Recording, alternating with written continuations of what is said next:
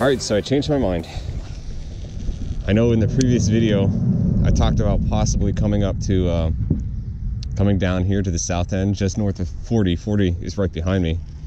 And I decided to make that switch. There's two other people down here with me, but they're going up the Morrison Creek. Some guys I think are coming in from the top end of this, but this looks good. This looks much better than the stuff I was fishing yesterday or the stuff that I fished the day prior to that. So I have hope that I'm gonna catch something here. Now, will I? I don't know. Here right now it's 38 degrees and my hands are cold, my body's cold. It's just not conducive to good fishing, but you know what? Fish might show up later this afternoon. We've gotten an extra hour to fish today. We extended it till 4 and get everything adjusted here.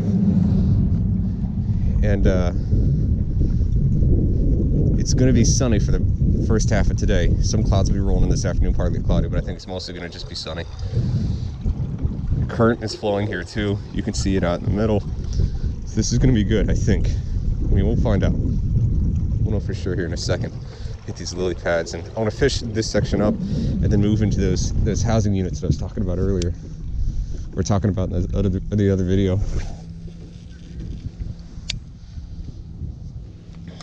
I think all this stuff here has potential to hold fish, and it's just finding them. Like right now, I would assume they're closer to shore where the water's more shallow and a lot warmer with the sun being out.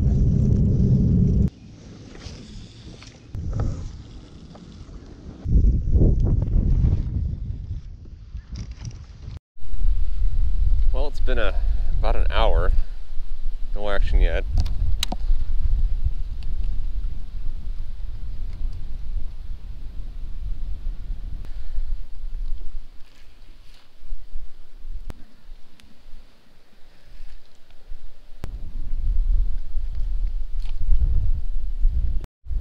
You guys can see that out there. Got manatees coming up the middle.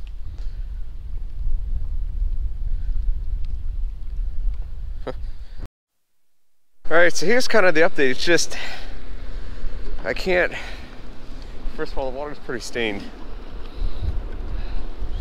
So I think I'm going to push up into Morrison Creek early, then work my way back down through here, but I just can't find anything. No bites. I've seen fish jump, but I'm pretty sure the garden KAF is just tail slapping.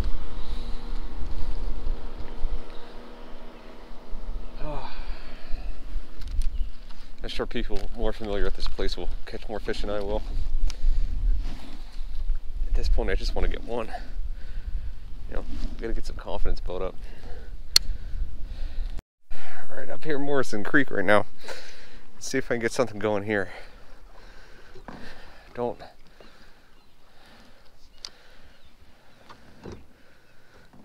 have the wind at me anymore.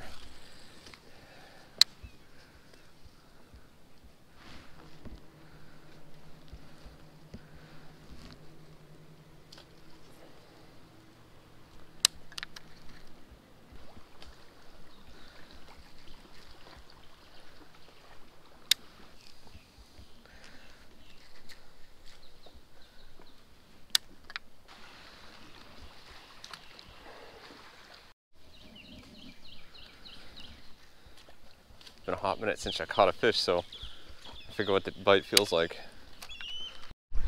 So I'm on the north side of this entrance. I'm gonna get up on the top end of this, out of the wind, and work my way that way. I think these other two guys are up here as well. We gotta find some fish, man. Just any bites. This water's really stained up here. I know it's gonna be the same way in the main lake too, so it's not gonna make a difference. Like Salt Springs, there's no grass up there. One guy said he used to fish all the time. He's going somewhere else because no grass to rely on anymore. I mean, ideally this stuff should be good. This is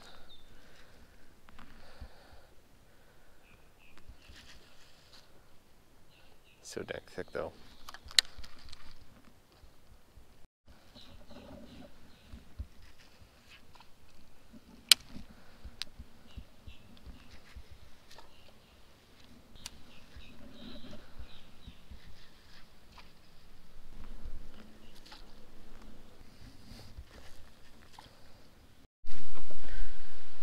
Okay, so still no fish. The water's really stained. I'm gonna push up this run over here. I think it's called Blue Run, and check that out. I don't have much faith in that either, but right now it's just I haven't had any bites. The only fish I've seen had a big gar surface right in front of me. It's just tough out here. You know, the pressure from the tornado 2 weeks ago, the fact that we have this cold front coming through, it's warming up right now. It's actually nice enough where I don't have the face mask on anymore. My hands are getting numb. Breeze is still kind of cool, but we aren't hurting like we were yesterday. But we're not exactly running into the fish that we need either. Got a manatee over there. So I mean, I guess that's kind of cool. I've got to see some manatees. I like to catch some fish, but you know, is what it is. Even if they were just all dinks like the last tournament, I think.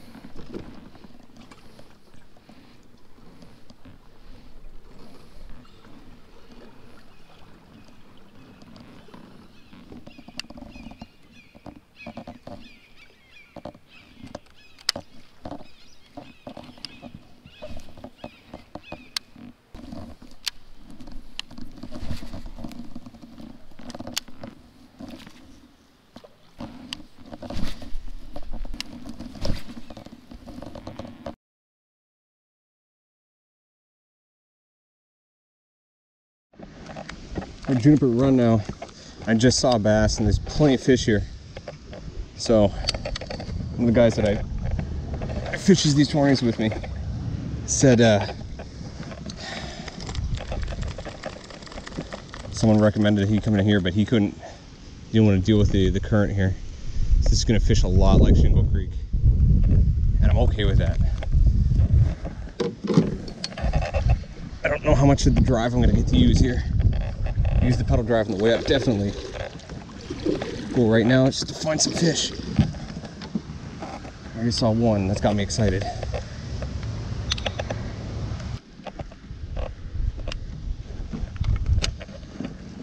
Okay, so I think let me get situated here. I'm gonna re-rig, do something I haven't done in a long time. Ladies and gentlemen, we are going wacky rigged.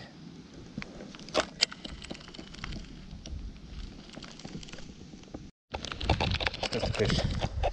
Got her off this little eddy.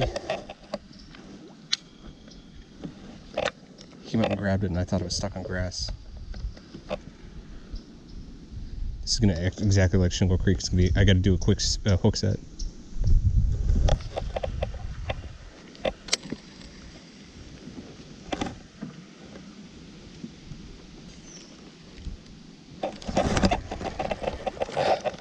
Oh, had one.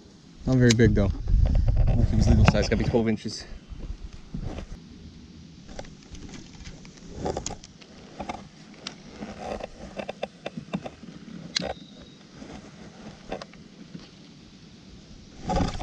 Oh!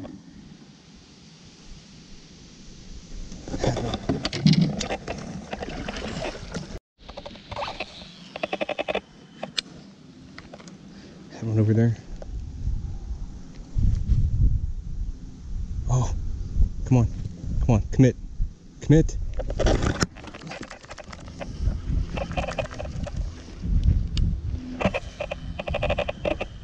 So just spooked two big bass off this edge here. Gotta remember that coming back up. Probably one that's probably close to 18 and.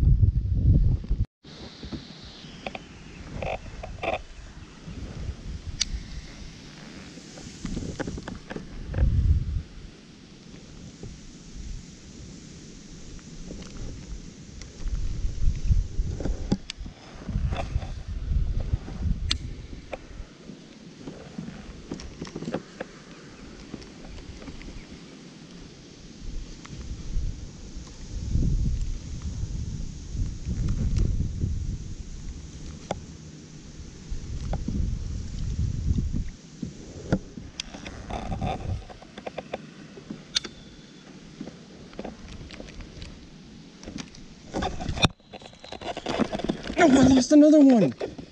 Oh, that's the second bass I've lost. That one would have counted. I know that one would have counted for sure. That one would have counted. Okay, so it's several days later.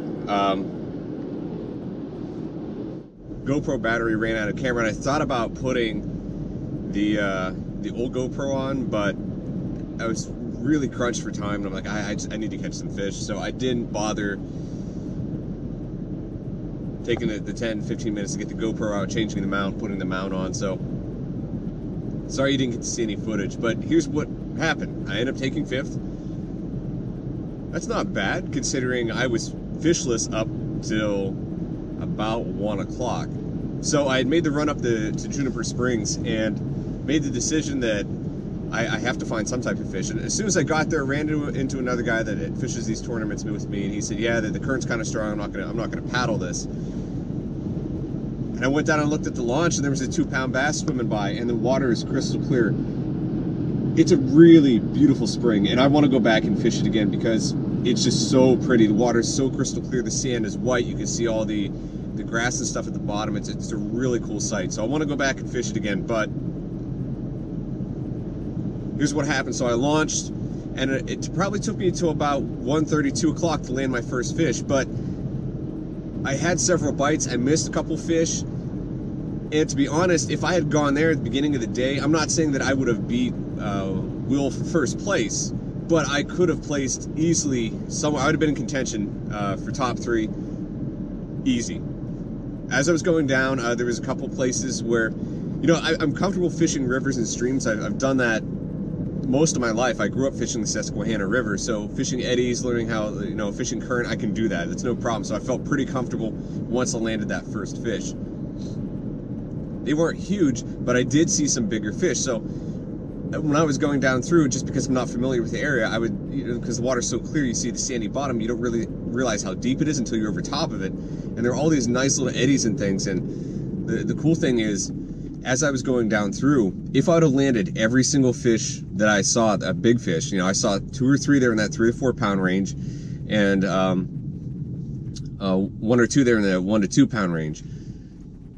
So if I would have landed every single one of those, I easily could have been, I would have been somewhere in the top 3.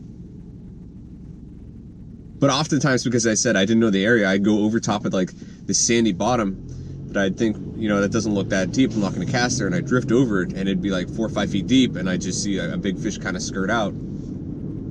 So I landed this fish and this fish on the way down.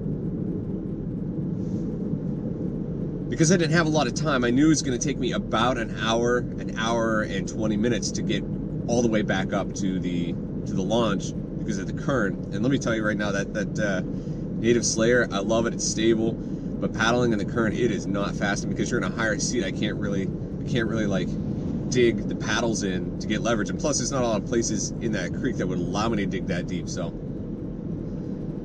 I had to allocate for time to get back to the launch. I got down to the bottom of where I wanted to, well, as far as I could go before I ran out of time. I didn't make it all the way down to the mouth of the creek. But I got down pretty far, and there's all these really interesting little side pockets. So you see the main current, and then there's another current that kind of splits off. And while the main current, there's nothing really interesting happening in that portion of the creek, there's parts of the creek where it branches off and it's just deeper, and the fish are just kind of piled up in those areas underneath logs and laydowns and things. So I caught two again off these laydowns, and I saw, I don't know how many others that were probably in that, you know, 15-16 inch range that I wish I would have been able to catch. On the way back, literally at 3:30, line's out to 4 now. Literally at 3:30, I went back to a pocket where I saw a bunch of bass grouped up, and I had to get on the other side of the creek, kind of anchor myself, and throw into this pocket. And when I did, the first fish I caught was like 10 inches long. Didn't count. But I saw a bigger one come out behind it, so I threw back in there. He came out He committed. I got him. And I probably would have taken 4th place if I would have caught the last fish that I was messing with, but I ended up getting hooked up on the laydown, and that kind of ruined it. So let me break down exactly what happened with the top 5. So I took 5th place. I think Chris was 4th.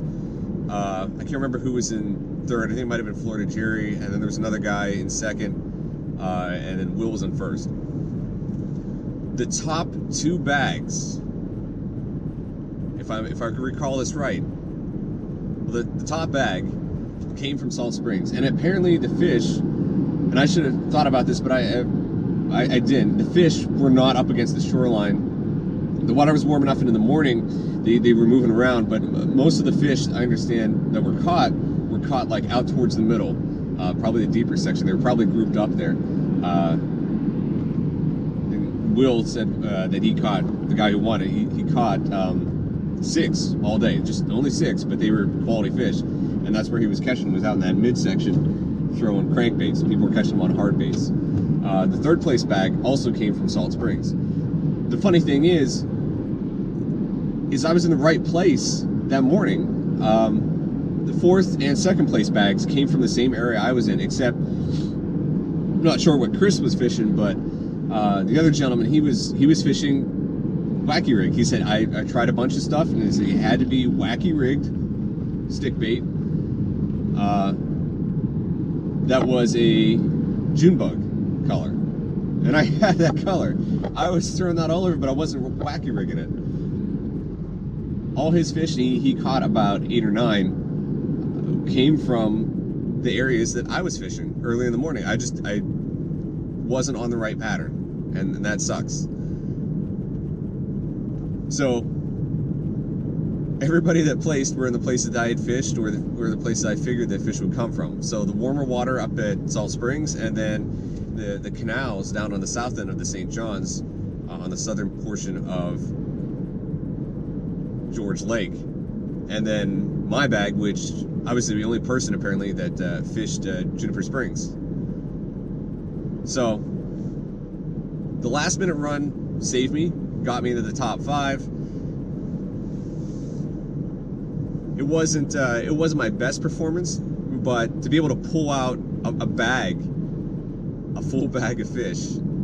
Oh no, actually I didn't get a full bag of fish. I only had 4. Yeah, I only caught 4 fish. But to pull out 4 fish and get in the top 5 in the last 2 hours, essentially, of the tournament, it was pretty cool, and I'm glad I was able to do it. So for those of you that think I was stressed out in the last video in the pre-fish, here's why. It's if you follow me on like Instagram, or if you're friends with me on Facebook, my grandfather passed away last week. Sorry, 2 weeks ago at this point, and he was the reason I got into bass fishing. So I really wanted to win this one. Not to make like a public announcement of this is who I'm dedicating to, but personally to kind of dedicate it by myself to him and his memory, because he's the reason I got hooked into bass fishing and that kind of stuff. So that's why I was kind of stressing out. I really just wanted to do well for myself, for him, which is kind of weird, but that's why I was kind of stressing out, and I wanted to catch fish. But I'll take 5th place. I'm looking forward. The next one's at Fellsmere, and it's going to be a banger. I think 110 inches wins that thing. If you don't have over 100 inches, I don't think you're going to make top 5. So we'll see what happens there. I have a couple days to go fish that this month, figure out where the fish are at, what they're doing. They should be coming off spawn. It's going to be a good time. So sorry that you guys didn't get to see any fish catches. I think I'm going to pick up an extra battery, but we'll see what happens. So I'm going to head off to work, and until the next one, peace.